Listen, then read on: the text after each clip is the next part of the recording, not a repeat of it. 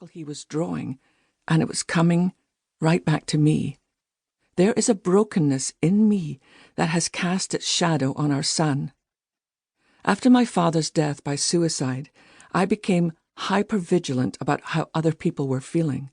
If you walked into a room, I could have told you how you were feeling, but not how I was feeling, because I wasn't. I remember a night when I was about 11 years old. I got up in the middle of the night to use the bathroom. Seeing the light on underneath my mother's bedroom door, I decided to go in until something stopped me. She was crying. I had no memory of ever hearing my mother cry. I instinctively knew she would not want me to come in, so I sat down on the other side of her bedroom door and cried too. That night I made an unconscious vow. I vowed that I would never love anyone so much that if I lost them, I would have to weep alone for the rest of my life. I realized that one of the circles I'd drawn was really a wall I'd built around my heart to keep me safe. I remember climbing on the ruins of an ancient Scottish castle near my home when I was a child. There was something about the missing pieces of the walls and turrets that spoke to me. This was not the castle of princesses. It was a castle for those who lived in the ruins of what was. I've always identified with lonely places. Talking this through with Christian and Barry was one of the most difficult and liberating conversations I have ever had. I've always been there for Christian. It's just that not all of me was always available. Somehow in those early formative years, he had felt a distance. That night, as we talked and tears poured down my face, I felt God place a sacred piece back into the puzzle of my life, reminding me that it's okay to be vulnerable because God is holding on to me and I'm holding on to Him. I'm still learning how to be healed and whole and to trust God with the still missing pieces of my life and my son's, because He is still writing our stories. He is still writing yours too. The pieces are not lost. You are not forgotten, overlooked, pushed aside. Your story is simply not finished yet.